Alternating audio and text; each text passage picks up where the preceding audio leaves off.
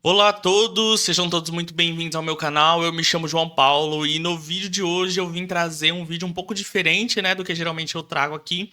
Eu vim falar sobre o debate entre o Fernando Holliday e o Jones Manuel, né? E eu vim trazer esse vídeo com os melhores momentos e aí eu vou comentar também a respeito disso. O vídeo, ele vai estar um pouco acelerado, tá? Para que ele não fique tão longo. Então, o debate vai estar um pouco acelerado, né? O que eu posso adiantar já desse debate é que foi assim, eu já vi uma parte do debate, foi uma coisa ridícula, porque o Holiday, ele simplesmente atacava, né? A pessoa, quando ela não tem ideias, né? Ela não tem fundamentos, né? Para embasar as suas teorias malucas, né? Como é o caso do Holiday. Ele ataca, né, as outras pessoas. E ele já começou seu discurso atacando. Vamos lá, que ele é o primeiro a fazer a pergunta e eu já vou mostrar aqui para vocês. Vamos lá, vamos começar. Em conhecerem mais da nossa produção literária. Acho que é isso, enquanto apresentação inicial, dizer que a gente vai ter um debate muito produtivo e proveitoso essa noite. Bom, quem começa perguntando é o Holiday, mas antes eu vou pedir pra vocês darem o like na live. A gente já tá com 35 mil pessoas ao vivo. Hoje é dia de bater recorde aqui. Vamos ver se a gente consegue colocar 80, 100 mil pessoas nessa live aqui. Só depende de vocês, é você apertando o like aí muito e compartilhando esse vídeo, né não, Robertinho? É isso. Você já não quer salvar nosso Holiday, trabalho, não? vamos lá. Vamos lá. Pergunta, 3 minutos. Bom, vamos lá. Jones, eu acho que você concorda comigo, pelo menos nessa introdução, de que a história do negro no Brasil e no mundo é uma história de luta por igualdade. Essencialmente por reconhecer que nós somos seres humanos como qualquer outro, independentemente da cor da nossa pele. Essa história passa no Brasil aqui por diversas figuras, que acho que a gente pode até debater mais pra frente, como André Rebouças, José do Patrocínio, e outras figuras também que nem eram negras, mas que lutaram também por essa mesma igualdade. Depois, no século XX, passa por uma tentativa de buscar uma reparação, ou de pelo menos de incluir e adaptar o negro à nova realidade pós-escravocrata e início de um capitalismo ainda muito rústico no Brasil, como por exemplo a Frente Negra Brasileira. E nos Estados Unidos também, né? Tivemos Malcolm X com uma versão um pouco mais radical, Martin Luther King um pouco mais pacífico. E se nós olhamos tanto para a história dos Estados Unidos quanto para a história do Brasil, pelo menos neste sentido, o discurso e o objetivo sempre foram os mesmos. Para complementar essa pergunta, eu vou trazer aqui uma frase que eu gosto muito do Martin Luther King, que está no seu discurso I Have a Dream. Em tradução livre, ficaria algo como: eu tenho um sonho, que minhas 4 pequenas crianças vão um dia viver em uma nação onde elas não serão julgadas pela cor da sua pele, mas pela qualidade do seu caráter. Bom, passado esses anos e passadas essas décadas, o que a esquerda passou a defender, tanto a esquerda americana quanto a esquerda brasileira, é que o melhor caminho para se conseguir esta igualdade eram com políticas de cotas raciais. Isso é, reservando vagas para pessoas negras, com base na cor da sua pele, com base na sua aparência. Nós passamos séculos, enquanto população negra, sendo julgados pela cor da nossa pele. Passamos as décadas iniciais do século XX sofrendo as consequências desses séculos que nós fomos escravizados e tivemos a escravidão justificada pela cor da nossa pele. Você realmente acha justo que a melhor forma de incluir leve em conta a nossa aparência e não o nosso caráter? Resposta, Jones. 5 minutos. Vamos lá, gente. Na história de luta da população negra, não é fato que existia um grande objetivo geral sobre a igualdade. Você tem diversas correntes, diversas lideranças que tinham objetivos diferentes, né? No movimento negro dos Estados Unidos, por exemplo, o Partido Político dos Panteras Negras pela Autodefesa era uma organização marxista-leninista que defendia que o combate ao racismo precisava vir combinado com a luta contra o sistema capitalista dos Estados Unidos, considerando, inclusive, que a população negra sofria uma espécie de colonialismo interno no imperialismo estadunidense. Então, o enfrentamento ao racismo só viria combinado com a luta contra o capitalismo. O grande Malcolm X, próximo do final da sua vida, antes de ser assassinado, infelizmente, ele vinha desenvolvendo uma reflexão pan-africanista e cada vez mais aproximada de correntes marxistas e socialistas, que é neste momento, inclusive, que Malcolm X emite a sua famosa frase, né? Não existe capitalismo sem racismo.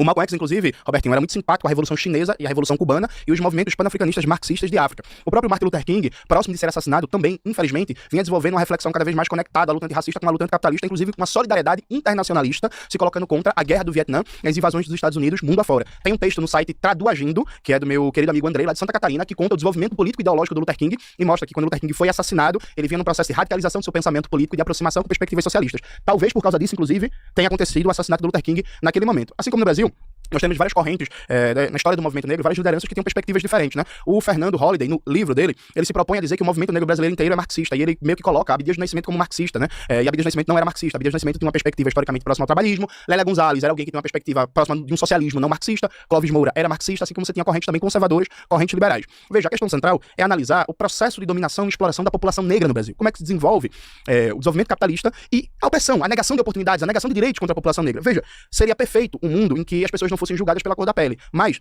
mais de 500 anos atrás, quando começou as invasões coloniais no que depois deu origem à América Latina, se estabeleceu um sistema global em que a posição social é sim determinada a partir de um marcador racial. Esse marcador racial diz respeito à cor da pele. Então, repare, o tratamento que você vai receber na rua da polícia depende da sua cor da pele. Não gostaria que fosse assim, mas infelizmente o mundo é assim, a gente luta para transformá-lo. Por muitos anos no Brasil, em anúncios de emprego, quando era vagas para lojas, precisa ter boa aparência, ou boa aparência a pessoa não ser negra. Isso aparece muito, por exemplo, no livro da Lélia Gonzalez, Por um Feminismo Afro-Latino-Americano, a ideia da boa aparência para negar oportunidades de emprego para mulheres negras. Assim como a gente vê crescer um pouco a presença de pessoas negras em universidades, inclusive, por exemplo, profissões como médico e médica, volta e meia aparece algum caso de um médico, um profissional de saúde negro, que está no posto de saúde e não é tratado como médico, é confundido com enfermeiro, com alguma coisa só por ser negro. Mesma coisa com advogados. Então, veja, a desigualdade socio-racial ela é um fato. O racismo brasileiro, ele atinge fundamentalmente a partir da cor da pele. O racismo brasileiro, diferente do racismo estadunidense, não é um racismo que se preocupa com a descendência, com a continuidade sanguínea, se seu avô, se sua avó, seu pai ou sua mãe era negro ou não. O racismo brasileiro diz respeito à quantidade de melanina na pele. A quantidade de melanina na pele determina de maneira objetiva se você vai sofrer violação de direitos ou não, se você vai ter seus direitos preservados e garantidos ou não. Isso é uma realidade do Brasil. A partir dessa realidade, a gente pensa políticas públicas, a gente pensa estratégias políticas de enfrentamento a ela. E eu fico me perguntando, o que é que se ganha negando essa realidade?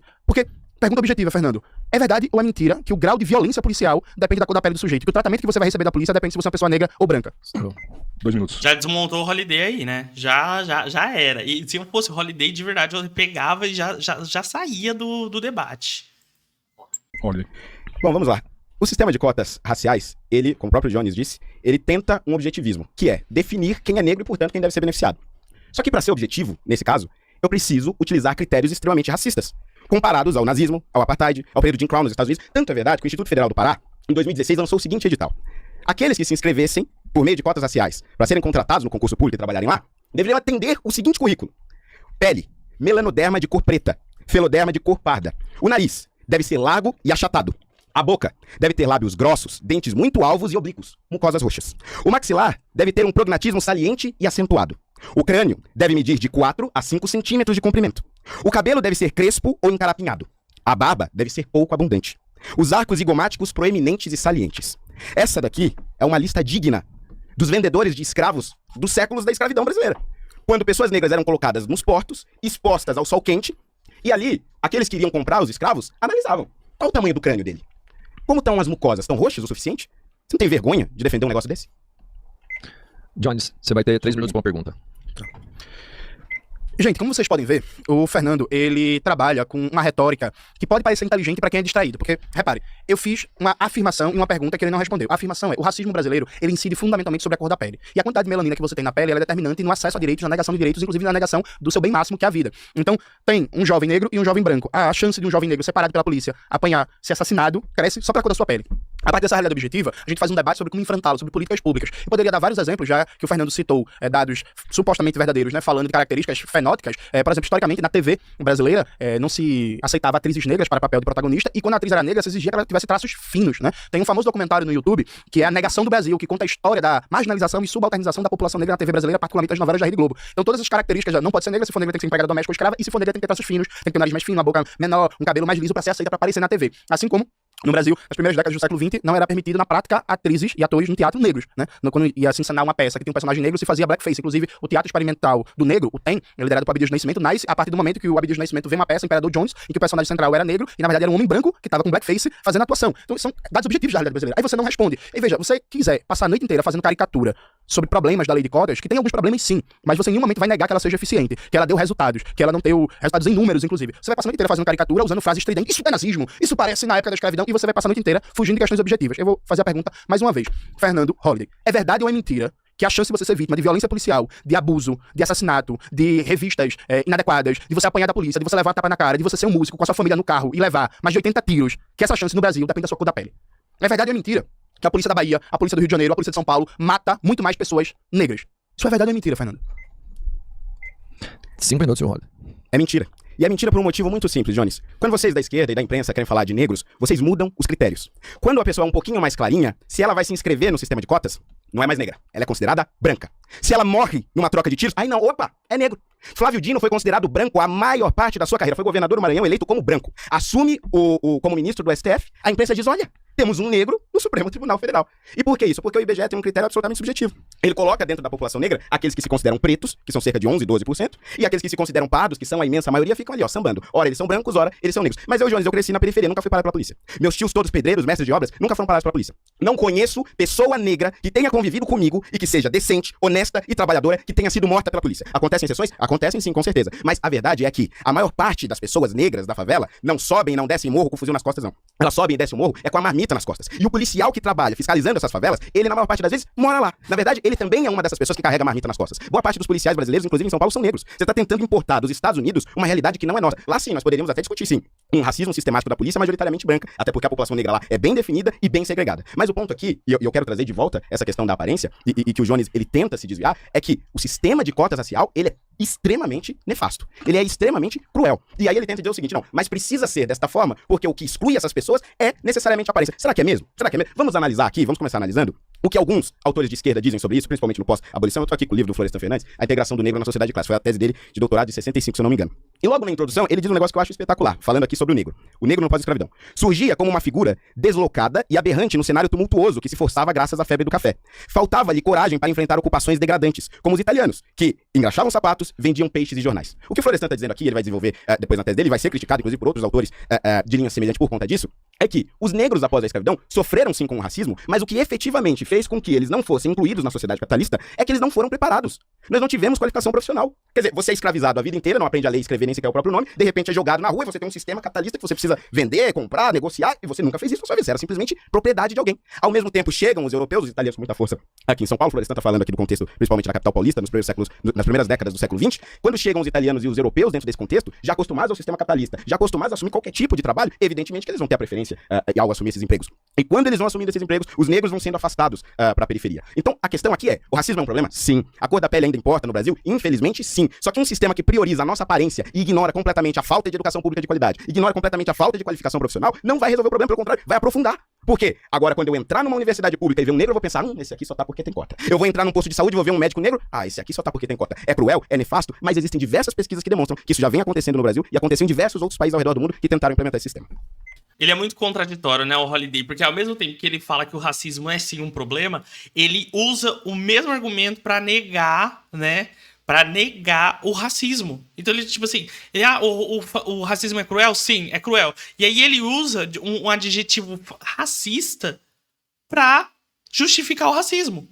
Tipo assim, ele tá usando como argumento de que as pessoas vão pensar que o cara só está lá onde ele está por conta das cotas. Só que, de fato, muitas pessoas só conseguem chegar em uma boa posição, principalmente aquelas pessoas que estão em uma situação mais vulnerável, né? Que vem de uma classe social mais baixa, muitas vezes por conta das cotas. E aí ele usa esse discurso para ser contra as cotas. É um raciocínio assim muito louco, que não dá para entender. 2 minutos, Jones. Não era 3? Não, Você fez a pergunta, né? Perfeito. Ele teve 5, agora você tem 2 para contrapor. Vamos lá. Gente, veja, é muito difícil fazer um debate com uma figura negacionista, com uma retórica tosca, mas a maioria das pessoas assassinadas pela polícia não são negras. A maioria das pessoas que sofrem violência policial não são negras. Eu acabei de subir para as minhas redes um estudo que foi citado pela Agência Brasil que diz: quase 90% dos mortos pela polícia em 2023 eram negros. Aponta estudo. São dados do Fórum Nacional de Segurança Pública. Assim, não, eu não conheço ninguém, eu nunca fui parado pela polícia, o nome disso, gente, é evidência anedótica. Quando você pega uma experiência individual que a gente não sabe se é verdade ou não, para negar dados, para negar estudos, para negar pesquisas, é inegável no Brasil que existe uma tendência a ser vítima de violência policial de acordo com a cor da sua pele. Então, a pessoa busca um suposto exemplo individual para fugir dos dados, para fugir dos números, para fugir das pesquisas, para fugir das estatísticas, né? Outra coisa, ele citou um livro do Florestan Fernandes, um livro que era do começo da carreira do Florestan Fernandes, que depois ele muda a perspectiva. O Florestan Fernandes, ele continua escrevendo sobre a questão racial, Fernando. Nos anos 80, ele lança o livro O Significado do Protesto Negro no Brasil, que foi recentemente lançado de novo pela Expressão Popular. No livro, ele abandona essa tese porque essa tese está errada. O principal problema da população negra no pós-abolição não foi a falta de qualificação para o trabalho, como se a diferença no nível de qualificação, de formação da força de trabalho entre o imigrante europeu e a população negra no pós-abolição fosse tão grande. Inclusive, boa parte dos imigrantes que vinham para o Brasil também eram analfabetos. Inclusive, você comete esse erro no seu livro, né? Parece que você escreveu. Está subindo para minhas redes sociais, inclusive, uma citação do livro do Florestan Fernandes, O Significado do Protesto Negro, que o Florestan Fernandes coloca a relação intrínseca entre capitalismo e racismo, e como o racismo é uma arma de dominação e de potencialização da exploração do sistema capitalista no Brasil. Então, Fernando, lê a obra toda do autor que você pretende citar, não leia um livro só não, por favor. Sua pergunta, olha. Bom, vamos lá, 3 minutos. O Jones, ele ignora completamente a avaliação do dado cru. Quer dizer, ele aponta uma pesquisa que diz que tantos por cento dos negros são presos no Brasil, etc. Mas o que eu estou questionando é antes disso. O que eu estou questionando é o critério. Qual é o critério do IBGE para considerar uma pessoa negra ou não? A autodeclaração. Agora, qual é o critério na cadeia quando eu prendo alguém pra considerar se uma pessoa é parda ou é preta? É autodeclaração também, certo? Ou não? Não vai nem balançar a cabeça. Não vai porque você não sabe. E você não sabe porque, se você estudasse, né, infelizmente, militantes comunistas devem ficar muito acostumados a ficar no DCE. Muitos até fumando maconha e não vão pra aula, mas essa aula você vai ter que ouvir. Se você soubesse de verdade como são classificados os negros no Brasil, você saberia que isso depende do que nós estamos falando. Se nós estamos falando de inclusão, pardos são considerados negros. Se nós estamos falando de cadeia, pardos são considerados negros. Agora, para os dados gerais, vocês subvertem isso. Depende do que nós estamos falando. A depender, eu posso ser pardo, a depender, eu posso ser negro. E outra, existe um outro problema aqui de semântica. Nós estamos falando de população preta ou de população negra. Porque a população negra inclui também pardos e pretos. Este é o ponto central. Agora, em relação a Florestan Fernandes, eu acho importante dizer o seguinte.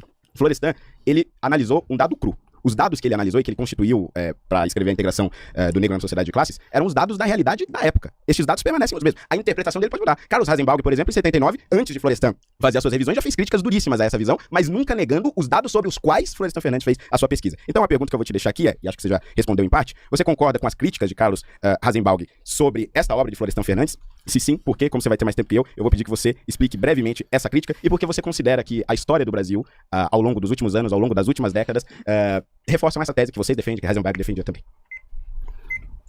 5 minutos, Jones. Vamos lá, gente. Voltando, vocês viram que ele deu uma sambada e fugiu da questão sobre o manejo pouco do uso de estatísticas e a tentativa dele de usar uma evidência anedótica, um suposto exemplo pessoal, para fugir de um debate técnico, né? E aí, veja, ele cometeu uma atrocidade aqui falando de Florestan Fernandes. O problema não são dados em abstrato, estatísticas que o Florestan Fernandes usou, porque, inclusive, nesse livro Negro, A Integração do Negro na Sociedade de Classe, a grande questão dele não é tem um grande levantamento de dados, é a interpretação sociológica que o Florestan Fernandes dá. Como o Florestan Fernandes é um dos sociólogos mais importantes da história brasileira, é importante não deixar se falar besteira sobre Florestan. Vamos lá. Florestan Fernandes, ele começa com uma perspectiva sociológica chamada de funcionalismo, né? Então, as primeiras obras sociológicas de Florestan Fernandes têm muito uma perspectiva eclética, que é uma mistura. Ecletismo é uma mistura de teorias diferentes, né? Então, é uma mistura ali de funcionalismo, weberianismo e bebendo um pouco de marxismo. As primeiras obras do Florestan, no âmbito do projeto da Unesco para estudar a questão racial no Brasil, o Florestan partiu de uma perspectiva equivocada, que é o racismo no Brasil é falta de modernização da sociedade brasileira. Então você tem uma permanência do antigo regime colonial escravagista, a permanência desse antigo regime não foi ainda totalmente suprimida pelo desenvolvimento da sociedade competitiva, que é como o Florestan Fernandes nos anos 50 e começo 60 chamava o capitalismo, e que a modernização do Brasil, ou seja, o desenvolvimento das relações capitalistas, tende a superar esses aspectos do antigo regime colonial escravagista. A partir disso, com essa chave, o Florestan Fernandes ele trabalha quase que numa dicotomia entre moderno e atrasado. Então esse debate, por exemplo, qual foi o grande problema da população negra no pós-abolição? Ela não estava preparada para o mercado de trabalho quando veio a abolição. Isso, inclusive, até do ponto de vista estatístico dá pra questionar isso, porque quando aconteceu a abolição no Brasil, só 5% da população brasileira era de escravizados. Quando veio a abolição, a maioria das pessoas negras já não eram mais escravizados e você tinha milhares de pessoas negras, inclusive, integrados no mercado protocapitalista que estava ali nascendo, principalmente no trabalho portuário, de ferrovias e por aí vai. O Florestan Fernandes, ele vai percebendo com o próprio desenrolar do desenvolvimento capitalista brasileiro que o desenvolvimento capitalista no nosso país, crescimento da economia, a industrialização, o Brasil se torna uma das 10 maiores economias do mundo, não acaba com o racismo. Então o Florestan Fernandes, ele muda a análise, ele percebe que o racismo não é um mero resíduo da sociedade antiga, da sociedade colonial que não foi superada ainda pelo desenvolvimento capitalista, que no pós-abolição, a classe dominante brasileira refuncionaliza uma ideologia de superioridade racial, criando um moderno racismo que tem continuidade com o período da escravidão, mas é diferente, está adaptado ao sistema capitalista. Eu escrevi um texto, Nelson Werneck Sodré, A Revolução Brasileira e a Questão Racial, acho que esse é o título, tá no blog da Boitempo, em que eu faço uma análise do livro do Nelson Werneck Sodré, a introdução à Revolução Brasileira. Inclusive, sobe para minhas redes sociais, Maxwell, por favor, esse texto. Nesse texto eu mostro que Sodré, Robertinho, criticava o Florestan Fernandes, porque o Sodré mostrava que o processo de desenvolvimento capitalista brasileiro, por si só, não ia remediar a situação da população negra. Inclusive, esse desenvolvimento capitalista dependente, baseado na concentração de renda, na superexploração, na repressão política feita pela ditadura, na negação de direitos, fez com que o Brasil crescia taxas de crescimento do PIB de 10, 12, 15% ao ano, e o país foi explodindo de favelas, de miséria, de desigualdade, de favelização, ao ponto de que, depois de 20 anos de ditadura empresarial militar, altíssimas taxas de crescimento industrial, você olhava para as periferias de Recife, do Rio de Janeiro, São Paulo, de Porto Alegre, de BH, de Belém, do Pará, e qual era a situação da população negra morando em favelas, em alagados, em cortiços, lá em Recife morando em palafitas, que foi muito bem retratado, inclusive, na obra do Nação Zumbi, né? O Josué, eu nunca vi tamanha desgraça, quanto mais miséria tem, mais urubu ameaça. Então, veja, o Florestan Fernandes, ele abandona essa perspectiva. Ele abandona essa perspectiva já a partir da segunda metade dos anos 60, quando ele se aproxima do debate sobre capitalismo dependente, e nos anos 80 o Florestan Fernandes muda totalmente a obra dele. Então, assim, tu quer pegar o quê? Tu quer pegar o Florestan Fernandes do começo da carreira dele, que é ignorar o que o Florestan Fernandes escreveu nos anos 60, 70, 80 e 90, antes dele morrer. É isso mesmo? 2 minutos, olha aí. Impressionante, gente. Ele gosta, né, de fazer essa imagem intelectual, mas ele disse que Florestan começou a mudar essa perspectiva na década de 1960. A integração do negro na sociedade de classe foi publicada em 1965. Eu não sei o que você considera metade da década de 60, mas isso daqui é da metade da década de 1960. E é claro que o Florestan vai reconsiderar os seus pensamentos na década de 80 somente, portanto, praticamente 20 anos depois. Porque na década de 80, Florestan Fernandes vai se transformar em um político de esquerda. É na década de 80 que nós temos a fundação do PT. Para aqueles que não sabem, Florestan Fernandes é um dos fundadores do PT. Portanto, você precisa considerar a carreira intelectual dele e a carreira política dele quando elas se misturam. A mesma coisa do Fernando Henrique Cardoso. A obra de Fernando Henrique Cardoso antes de entrar para a política é uma. A partir do momento que ele se torna senador, depois presidente presidente da República, vão ter outros pensamentos que vão coadunar para isso. O que eu estou falando aqui é do Florestan intelectual, do Florestan pesquisador, que analisando, repito, dados crus da realidade do início do século XX, chega à conclusão de que, sim, o racismo era um problema evidente, nós tínhamos acabado de sair da escravidão, mas que a qualificação profissional, a falta de qualificação profissional, e mais do que isso, a falta de entendimento do negro sobre o que significava a sua liberdade e o sistema capitalista. Boa parte dos imigrantes vieram, sim, com diversas dificuldades financeiras e intelectuais, mas eles já estavam acostumados à realidade capitalista, a comprar, a vender, a negociar e nasceram livres. Isso é essencial de se dizer. Essa realidade é que o Jones ignora, e ignora porque finge que estuda pra fingir pra vocês que entende. Jones, sua pergunta? 3 minutos. Vamos lá.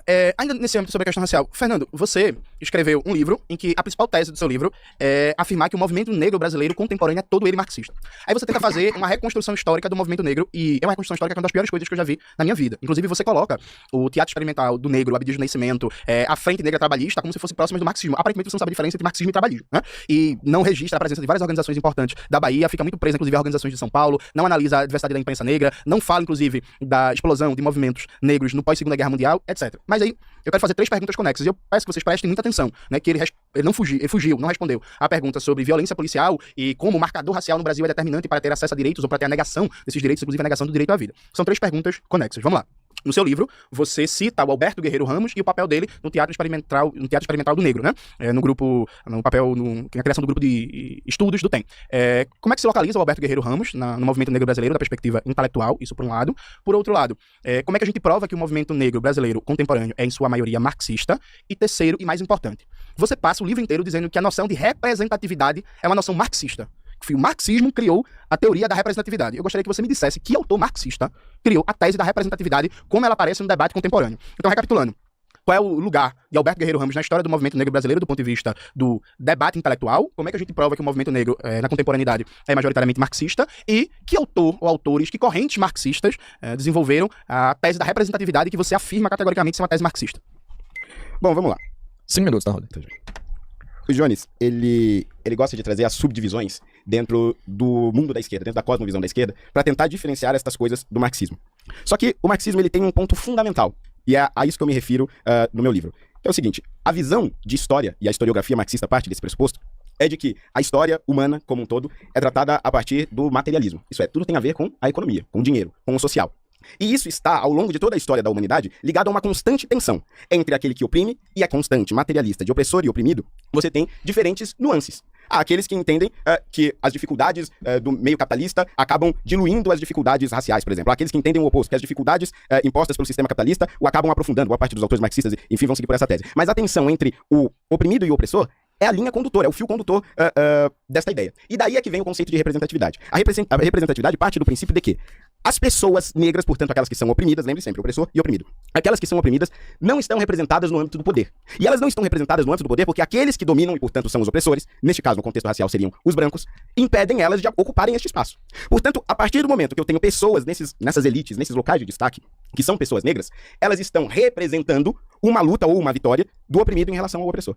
Boa parte dos autores, na verdade, todo o movimento negro brasileiro atual, parte deste princípio. E este princípio é basicamente uma política do ressentimento. Porque a ideia do que, se você é negro e não venceu na vida, é porque existe um vilão, que é um opressor, que não quer que você vença. Este vilão é uma elite branca, hétero, cristã, que precisa efetivamente ser combatida. E precisa ser combatida das mais diversas formas possíveis. Existem aqueles que acreditam que dá para se combater somente por vias econômicas. Por exemplo, eu posso defender um afroempreendedorismo para que negros desenvolvam seu próprio negócio e dessa forma consigam competir no mercado de trabalho, consigam competir no sistema capitalista. Mas eu posso ir para um outro extremo, citado até mesmo pelo Jones, no caso dos Black Panthers nos Estados Unidos, que chegaram a se armar e a defender uma supremacia negra. Porque eles consideravam o seguinte, a maior parte da história dos Estados Unidos foi composta por uma supremacia branca. Os brancos nos dominaram, os brancos nos oprimiam, e agora é a nossa vez de vingar. E vamos vingar com base na arma, vamos matar.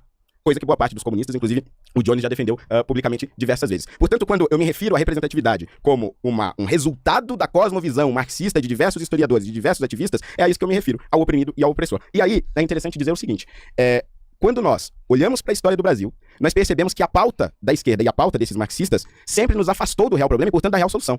O problema do negro e o problema do pobre no Brasil sempre foi a falta de educação pública de qualidade. Quando eles dizem o problema é a sua cor, o problema é a sua aparência, eles não te querem lá porque você é negro, porque você se parece assim, assado, e eles não te aceitam desse jeito. Você ignora completamente o problema fundamental, que é a educação no Brasil, a falta de uma educação básica de qualidade, e ignora uma outra realidade também, de que os pobres, sejam eles brancos, pardos ou negros, não conseguem alcançar o sucesso no Brasil. E não conseguem alcançar porque não há mobilidade social. E não há mobilidade social desde essa realidade que Florestan Fernandes está escrevendo aqui na integração do negro na sociedade de classe. Gente, o Kendrick Lamar, na disputa com o Drake, né? Ele na diz Euphoria, ele falou do Drake que ele tem ghostwrite, né? Que o Drake não sabe o que ele escreve nas músicas dele. Aparentemente, a diz do Kendrick Lamar também serve para o Fernando Holliday. Eu fiz a pergunta sobre o Guerreiro Ramos porque no livro que ele escreveu fica muito claro que ele não sabe a diferença entre trabalhismo e marxismo. Ele acha que o Guerreiro Ramos era marxista, ele acha que todo mundo de esquerda é igual. E vocês percebem que ele não respondeu sobre o Guerreiro Ramos. Ele fugiu da pergunta sobre o Guerreiro Ramos, que ele não faz ideia da diferença entre marxismo e trabalhismo. Do mesmo jeito que ele não sabe o que é marxismo, ele foi tentar explicar o que é materialismo e falar materialismo é olhar pro dinheiro, é olhar pra economia. É uma das coisas mais toscas que eu já vi na minha vida sobre o que é materialismo. Reparem também que ele não conseguiu citar nenhum pensador, autora marxista.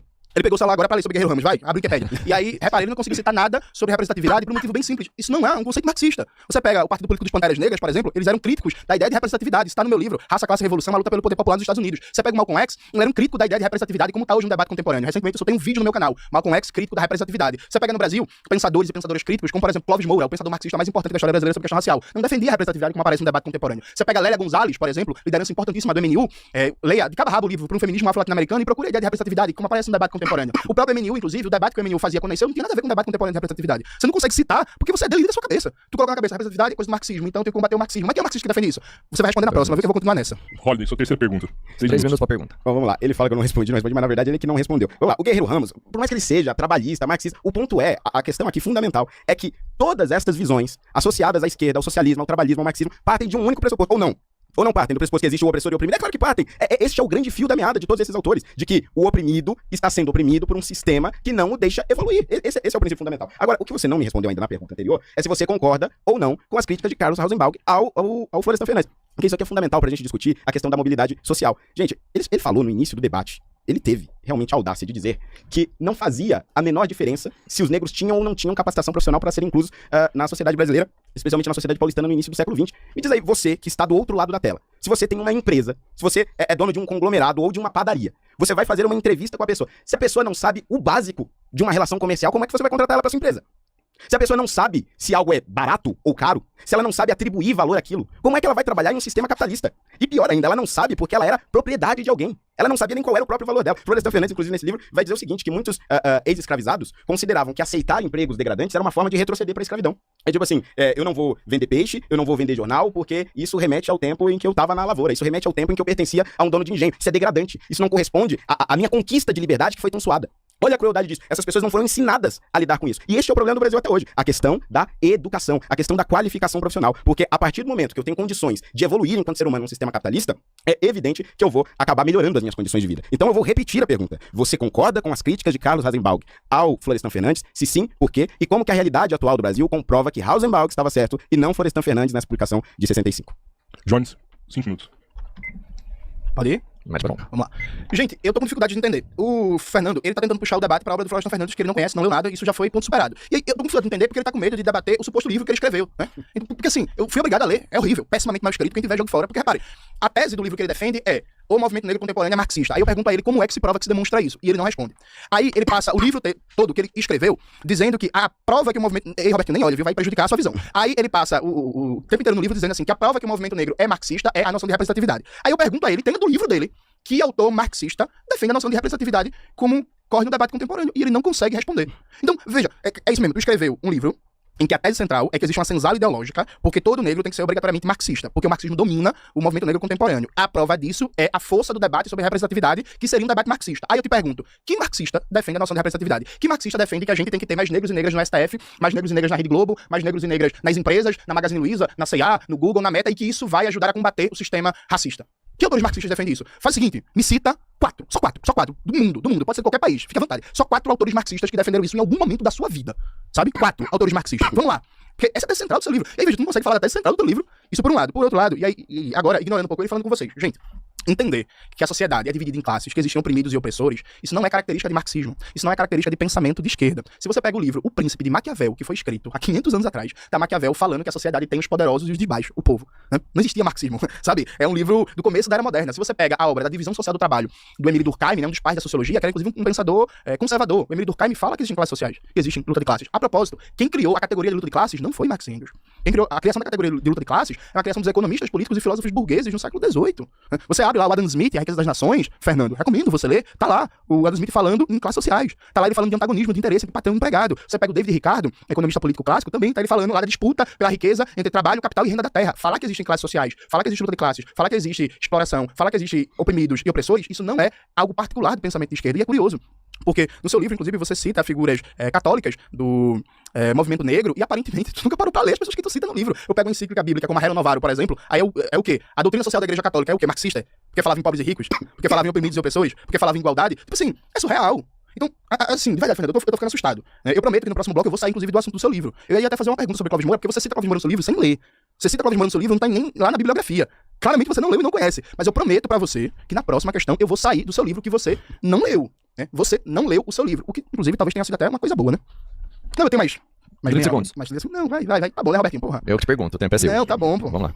Ô, Fernando, você tem 2 minutos para a réplica da sua pergunta que ele respondeu aí pra você agora. Jones, você não respondeu. Você sabe qual é a crítica do Rasenbalg ao Florestan? Você sabe? Ele não sabe, gente. E é por isso que ele não respondeu. E sabe por que eu tô aqui tentando perguntar isso? Porque está no meu livro, que ele disse que leu. Sabe por que eu tô falando do Florestan Fernandes? Porque o Florestan Fernandes está na bibliografia do livro, que você disse que você não leu. Você pegou meia dúzia de páginas. Porque se você tivesse lido, você saberia onde eu tô tentando chegar. O meu ponto é, Florestan Fernandes diz, o capitalismo leva à diluição do racismo. Porque os negros passam a ter maior mobilidade social, conseguem ter capacitação profissional. Rasenbalg, que também é um autor marxista, aí vai pra conta, Rasenbalg, Bourdieu, Paulo Freire, quando vocês quiserem aí, bota todos, Antônio Gramsci, todos eles vão nesta tese de que o negro... Ele tá começando a perder a paciência, gente. Tem uma parte que ele grita com o Jones, mas ele tá começando a perder a paciência já. No capitalismo passa a ser mais excluído. Só que o ponto é, os dados e a história mostram o contrário. Se ele tivesse lido Rasenbalg, se ele tivesse lido o meu livro, ele entenderia. Por exemplo, nos Estados Unidos, vamos dar aqui uma aula, porque comunista infelizmente só fica no DCE fumando maconha, não assiste aula, essa aula você tem que assistir. O ponto é, nos Estados Unidos, na década de 1940, nós tínhamos 80% dos negros abaixo da linha da pobreza. Em 1960, isso caiu para 43%. E por quê? Porque os negros migraram do sul, que era, comparado ao norte, extremamente anticapitalista, conseguiram ter maior mobilidade social lá, construíram a sua vida nesse regime capitalista e melhoraram de vida. A mesma coisa vem acontecendo lentamente no Brasil, porque o nosso sistema capitalista é falho. Mas o meu ponto é, isto está no meu livro. E se você tivesse lido, saberia. Jones, sua terceira pergunta. Antes, gostaria de pedir pra galera deixar o like na live aí. A gente tá batendo quase 50 mil pessoas ao vivo. 50 mil, bom, hein? Vamos dar o like aí e vamos compartilhar. Tem uma Jones, coisa tão importante como like. Se inscreva no nosso canal. vamos lá, terceira Vamos lá, pergunta sua. Vamos lá, gente. Pra terminar esse bloco do livro dele, que ele escreveu e que ele não leu, eu pedi pra ele citar 4 autores marxistas de qualquer lugar do mundo que supostamente defenderiam a noção de representatividade. Vocês viram que ele não conseguiu citar. Aí ele falou o nome de Bourdieu. Bourdieu não era marxista. Pierre Bourdieu nunca foi. Para aí, Contar. para aí. Não. Assim, se tiver som, a gente vai pausar, mas... pra não interromper. Tá legal o molde do debate, tá legal. Tá legal até porque os dois realmente estão Sim, levando sim, a tá legal, seriedade alto nas nível, ideias alto mesmo. nível. Tá bacana. Né? Não vamos catimbar, não. Vamos lá. Pode começar falando que você Pierre tá. Bourdieu nunca foi marxista, tinha um diálogo ali com Marx, mas inclusive boa parte da obra do Pierre Bourdieu é uma discordância teórico-metodológica com o marxismo, a partir da teoria dos campos do Bourdieu. Paulo Freire também nunca foi marxista, embora no final da vida, quando ele escreveu livros com Pedagogia do Oprimido, ele dialoga muito mais com o marxismo, mais com a obra do Fanon. Mas Paulo Freire nunca foi marxista, era inclusive um socialismo de vertente cristã, e nem Pierre Bourdieu defendia a noção de representatividade, e nem Paulo Freire, como aparece no debate contemporâneo dos setores do movimento negro. Então, repare, você supostamente escreveu um livro que você é incapaz de citar um autor marxista que defenda o que você diz que é a característica central do marxismo contemporâneo. Registraram isso? Pronto. E o nome disso é ghostwrite. E eu espero que a pessoa tenha sido paga direitinho, tenha os direitos respeitados, tenha sido um trabalho que não seja na escala 6x1, porque a gente defende direitos trabalhistas e boas condições de trabalho. Saindo desse tema, que não vale a pena debater sobre um livro que a pessoa nem sequer leu, vamos para um tema mais importante que diz respeito ao Brasil. Nesse momento, o Donald Trump está atacando o Brasil, existe uma ofensiva, uma guerra contra a soberania nacional brasileira, com uma política de tarifas e com interferência direta nos assuntos internos do nosso país. No ataque do Donald Trump, uma das coisas que se destacou foi o ataque ao Pix. O que aconteceu? O Pix é um aplicativo de pagamentos que foi criado pelo funcionalismo público do Banco Central, passou 10 anos sendo desenvolvido, e que a partir do momento que a gente usa o Pix, cada transação financeira que a gente faz, isso gera dados. As Big Techs dos Estados Unidos estão incomodadas que esses dados não estão nas mãos delas, né, totalmente. Então, o que é que as Big Techs querem? O WhatsApp Pay e o Google Pay querem que a gente faça pagamentos eletrônicos a partir deles e não do Pix, para terem controle desses dados. A Visa e a Mastercard, que são operadoras dos Estados Unidos, estão incomodadas porque perderam espaço no mercado. Aí a pergunta direta e objetiva. Fernando Holliday, você defende o ataque do Donald Trump ao Brasil e você se coloca como defensor do interesse das Big Techs e das empresas de capital financeiro dos Estados Unidos que querem atacar o Pix brasileiro, você defende o interesse do imperialismo estadunidense e você quer destruir o Pix. Eu quero que todo comerciante do Brasil saiba a sua opinião. 5 minutos pra resposta, Rony. Bom, vamos lá. O Jones, ele já começa a pergunta colocando como um ataque dos Estados Unidos ao Brasil. Mas a pergunta certa é, nós estamos ou não estamos numa ditadura? Porque assim, se nós não estamos em uma ditadura, realmente não faz o menor... Se a gente tivesse numa ditadura, ele não estaria aí falando a asneira que ele fala, né? E a extrema-direita não estaria falando as porcaria que eles falam todo santo dia, né? É uma loucura. Não faz o menor sentido. Nós íamos aos Estados Unidos, recorremos, buscarmos sanção, buscarmos na Europa algum tipo de sanção. Se nós estamos em uma ditadura, então aqui dentro já não há mais esperança. Não tem. Inclusive, esse é o padrão em todas as ditaduras do mundo. Aqui na América Latina acontece o mesmo. Na Nicarágua, todos aqueles que são oprimidos pela ditadura do Ortega precisam sair para denunciar o que aconteceu. Na Venezuela, Só se conseguiu denunciar o que Nicolás Maduro estava fazendo porque políticos saíram do seu país e foram para a Europa, para os Estados Unidos e até mesmo para o Brasil denunciar o que aconteceu.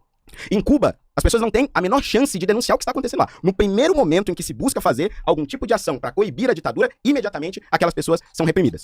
E aí o Jones poderia dizer, mas nós não estamos em um estágio onde as pessoas não podem se manifestar, os bolsonaristas já fizeram manifestação.